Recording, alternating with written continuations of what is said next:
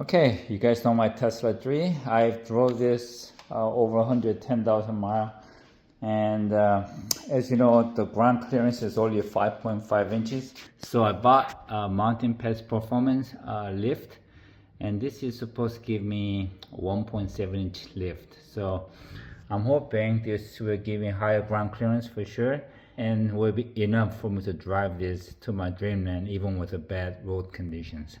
Because recently with a lot of rain, a lot of road damages, I wasn't able to drive this up, so we had the carport at the bottom, and that kind of limits me from taking my family for shooting. So before I am able to repair all the roads, I want to be able to get this Tesla 3 lifted up and be able to drive all the way up there. And after I install this by the local auto repair shop, I'm gonna test drive it, see how this handles, and make sure it's safe. And then later, when I get the time, I'm gonna test it out driving up to my shooting range.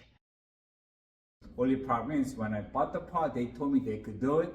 Took it to the local shop and they saw it and they don't like the wire, which is not a big deal to my understanding. They don't want to touch it. So I'm stuck with $900 parts, and I decided to do it myself because I think it's possible. I'm not super handy, but I consider myself pretty handy. And I could really, really regret this, or I could be really proud of myself. We'll see. Let's get started. This is before.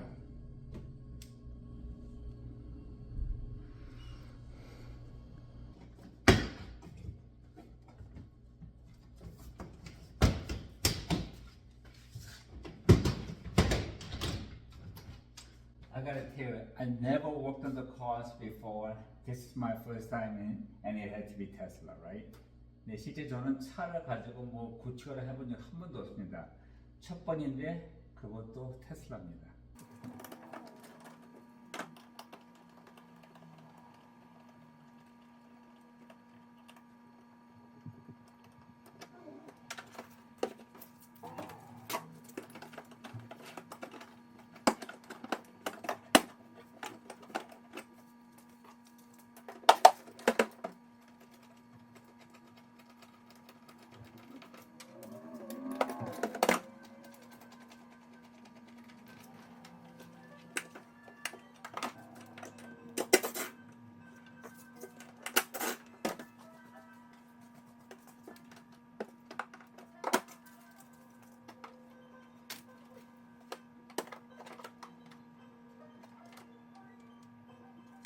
For those of you who's kind of curious what Tesla looks like in the front without the front, this is what it looks like. My understanding is one of the challenging part is that trying to get this bolt out from the top, that way you don't take the whole unit out. Only problem is they made this hole so small, you can't put any socket through it. So I bought the thin wall socket, but still won't fit. So I'm gonna try with a grinder, grind it out and try to make it fit. In fact, you could tell the difference here. You won't even go in, but here after grinding it just a little bit, it's starting to go in. So I think I might be in luck. We'll see.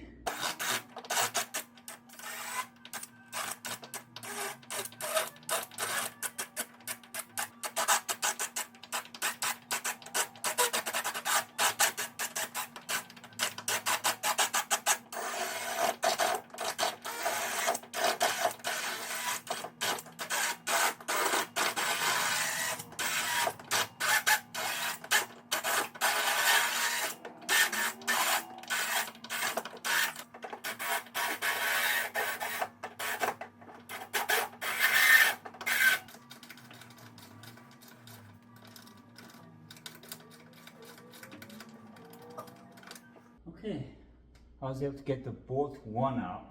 I gotta do 5 more. Now the reason why I'm doing this is that without the actual car lift, it's really, really difficult to take the whole unit out. So I just want to take out the coil. So this is the way I'm doing it. I increased the size of those 3 holes and got those bolts loosened up.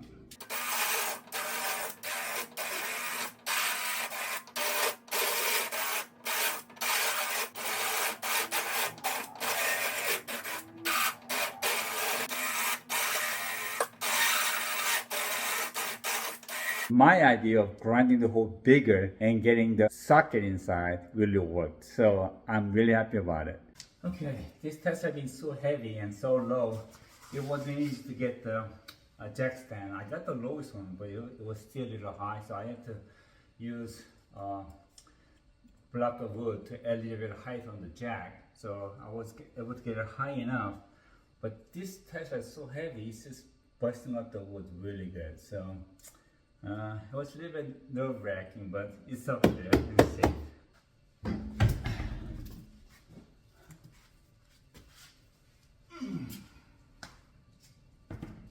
Now I turned the car around so I'll have a little bit more room to work in.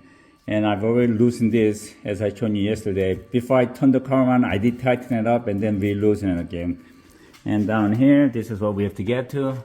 We have to get the upper control arm, we have to get that released and pop that open. And so first thing we have to do is we have to release the upper control arm and we have to release that bolt. And then we have to release the bolt in the bottom there, right there. And then we gotta take the wires off very carefully. This is what didn't want it to mess with, so they told me they couldn't work on it. But I think I should be okay with it. If I need even more room, I might even have to release the brake line and let it down so we could get it out easier. We'll see.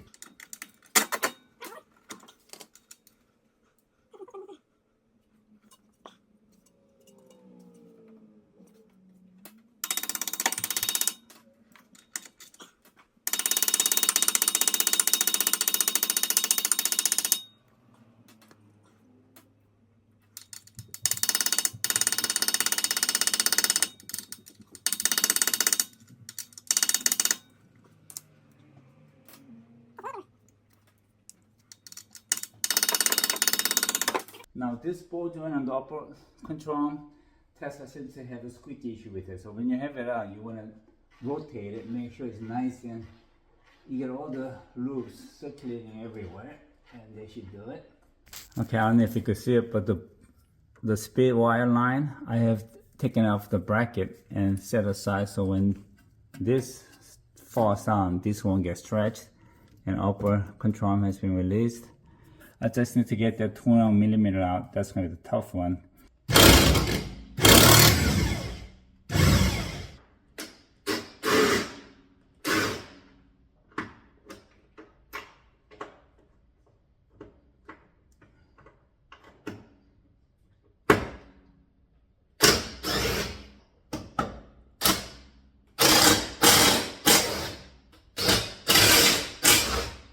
Okay, moment of the truth. Let's see if it comes out.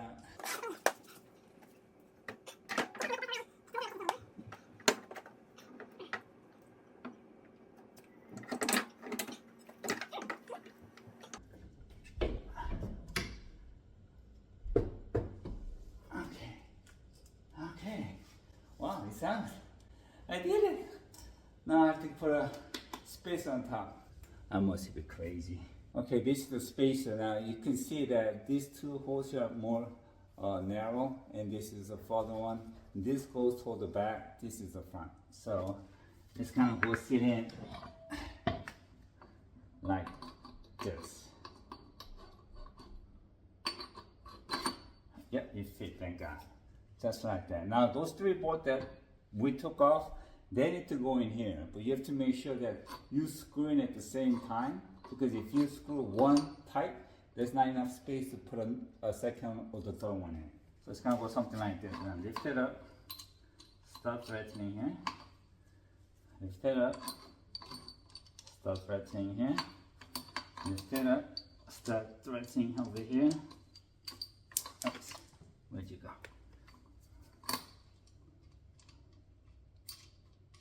Okay, and just keep going down, down, down, down, until you get to the all the way to the bottom. You want to tighten it. The poundage on that bolt has to be, okay, 22 pounds. Brand new wrench.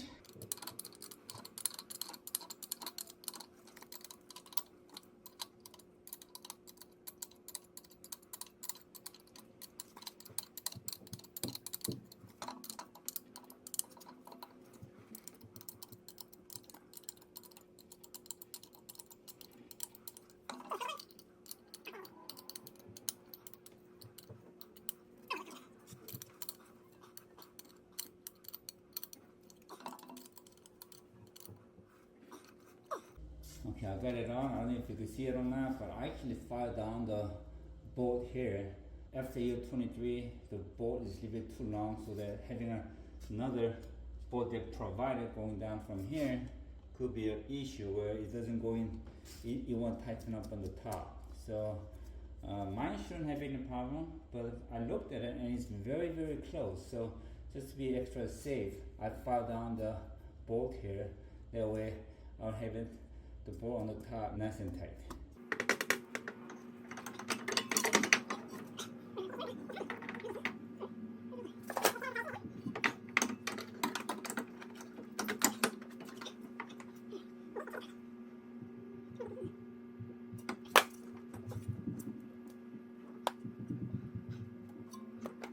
Okay, increasing the height was causing a problem to fit in. It wasn't going in. So I released the brake line and so I could push this down.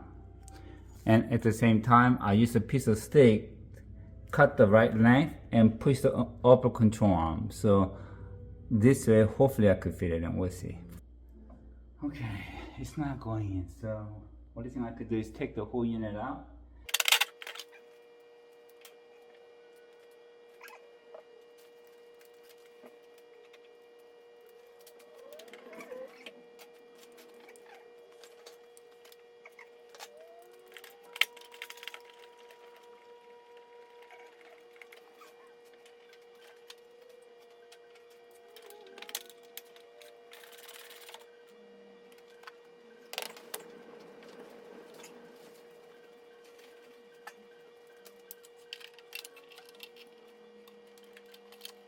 Okay, I just want to make sure the upper control arm doesn't fall and break my lines.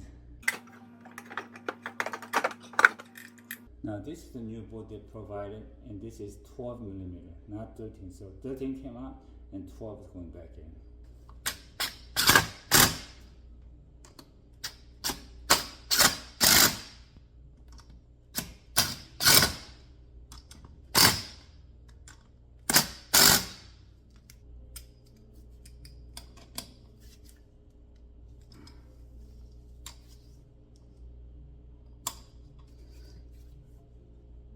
Okay.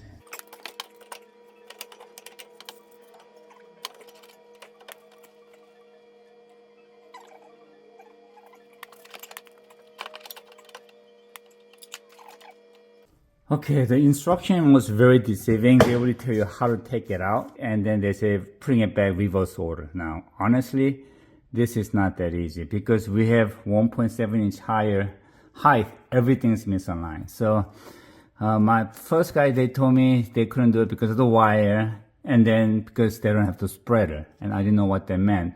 But then now I understand they need something to spread this apart, so to make it align, 1.7 inch difference. That includes the 21 bolt here and here. So what I did is I used the jack that I had. I don't know if you could see it. It's the jack right here. Let me see. Can you see it? Yeah. I used the jack that I used to have it for my 4Runner. I press it down and then I put it against the arm and press it down so this will align. But I'm telling you, this was not easy at all. It's very, very hard. But I got it in there. Hopefully, all is good.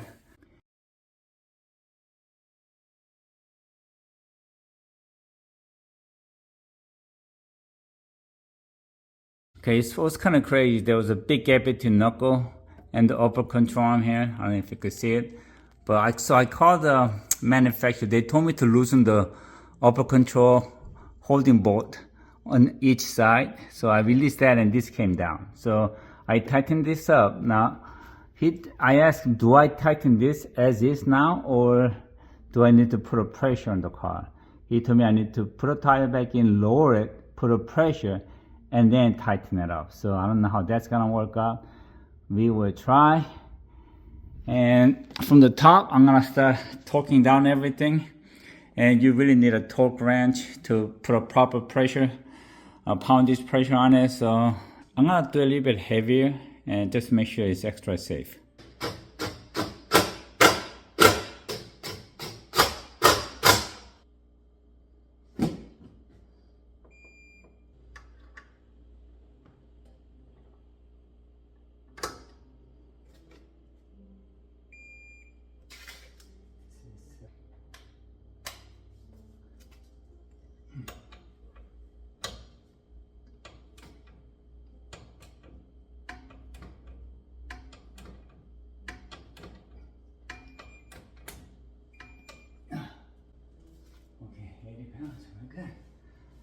Okay, we're done.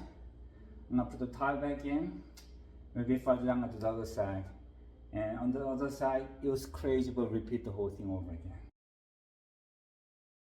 Okay, on the first side, in the front, it took me about 3 hours because I was trying to figure out what to do, and there was a lot of obstacles I couldn't pass through, and thank God I had this jack from my Forerunner, and I was able to use this as a spreader, because once you increase the 1.7 inch higher, everything is misaligned. So you need to force it to have it aligned. And this came really handy. I'm telling you, without this, I would have never done it. I was able to place it in different, sometimes even upside down, and then crank it up, and then get it aligned. I'm gonna put my clutch back on, and then I'm gonna tighten up the upper control arm, both bolts to the spec, and I should be good. Hopefully I should be good. Now I talked to the guys at the manufacturer, and they assure me that they do it hundreds of them every year, and they never had any problems. So I'm hoping that it will be safe. Okay, I am done with the front, and this looks really high. It looks really awkward. It looks like SUV convertible in the back. I have not done the back yet. That's for tomorrow. But it looks very high. And got everything back together here. So tomorrow is another day. Okay, day 2, another problem. Now with the front lifted up so high, or both front, putting my low profile jack in the front will not lift it high enough now for me to put the lowest jack stand. So at this point, what I did is I lift the back with a low profile, and I put my old Forerunner jack in the front because it wouldn't fit, so I had to lift it just a little bit, and hopefully this will work. God help me. Okay, I got the jack up really high here, but back there it's not really lifting. So I think it's because the front, both front is lifted up so high, the car is leaning backwards. So I'm just gonna use this jack back here, and I'm gonna put a jack stand next to it for the safety purpose, and then do one side at a time. Okay, this is the route I took. This should be safe. And I lined it up so that it won't crack the battery, but actually it will fall on the frame if it does fall. Okay, so we gotta be adding the spacer up here, and also on top of the spring, and also this upper camber arm. Let's see, if I don't replace this, it could cause really fast wearing of my tires, so we're gonna do it while we have it in the air. Okay, I placed the jack underneath the coil, so when that thing comes down, when this bolt gets loosened up, it's got a lot of pressure, so they say hold it with the jack and lower it down slow. Okay, just want to give you a heads up. When you remove the coil, they have the car on the lift, and they move the spring from the bottom up, but this is not possible. So what I did is I used both my foot to push the housing down and pull the spring upward, and this should come out.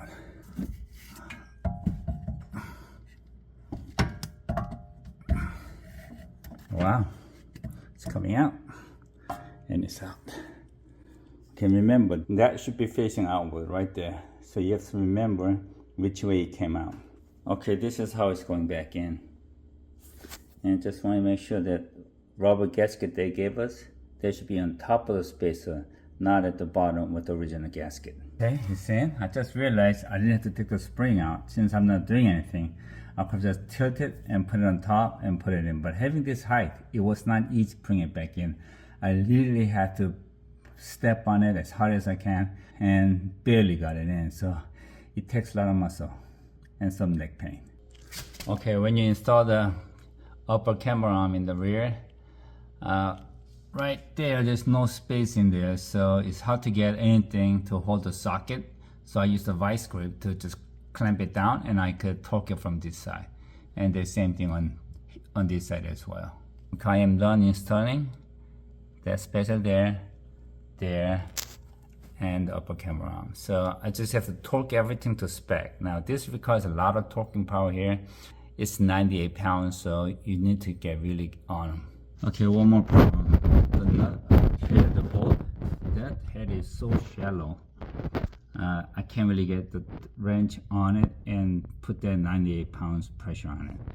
And on this side, it's got the nice fat bolt on it, so it doesn't have any problem. And if you can see it, but that side is the problem. It's very, very shallow, very, very low profile.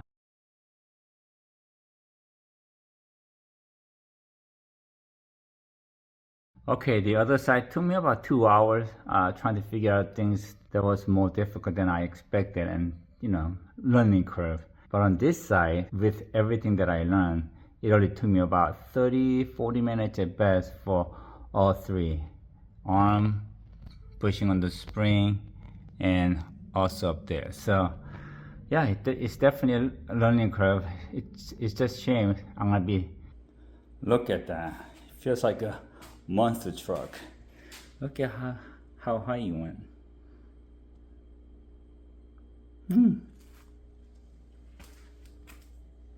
And one thing I noticed is that getting in and out, I'm 5'10" and a half, and getting in and out was a little low for me.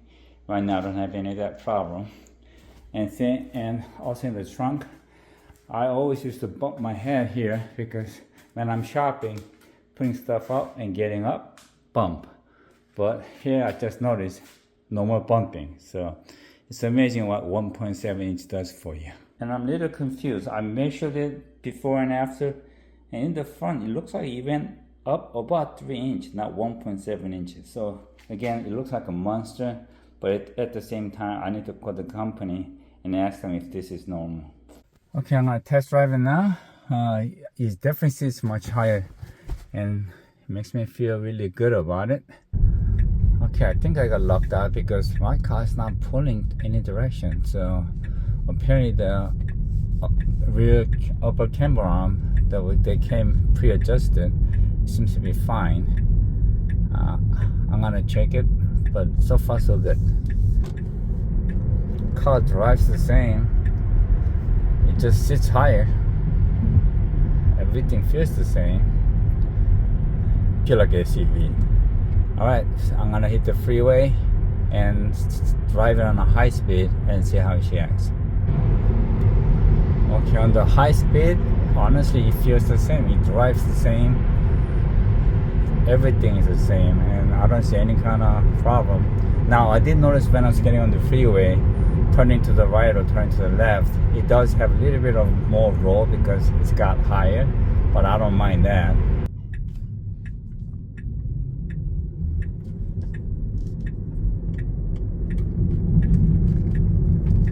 Honestly, it's cornering, it doesn't roll that much, it's just a little bit more, but I'm very surprised. This car drives almost exactly the same before the lift. The speed limit here is 70, so I'm gonna hit up to about 80, 81. I'm going with the traffic just to make sure everything is fine. I'm letting my hand go and it's not pulling to either side, so I'm very happy. Okay, I am super happy I did this. Oh my god, it's more than I expected. I'm very, very happy with it. And one thing I noticed is that it's got a lot less road noise, so it doesn't sound like I'm driving the car on the hard road or something, because before it used to be a lot noisier, but it's less. And I think it also even feels a little bit more softer ride than a really hard bumps like a sports car. So I think my wife would love that as well. Man, I am pumped. I am happy, happy, happy. Now I also called the company about this being lifted higher than 1.7. It feels more like maybe 2.5 to 3 inch higher. They told me it takes a little time for it to settle down. Springs will settle down. After driving about 20 miles and also in a high speed and everything, it did come down, and I measured it and it's exactly 1.7 inches high. So we're good. And it's the height difference, big difference.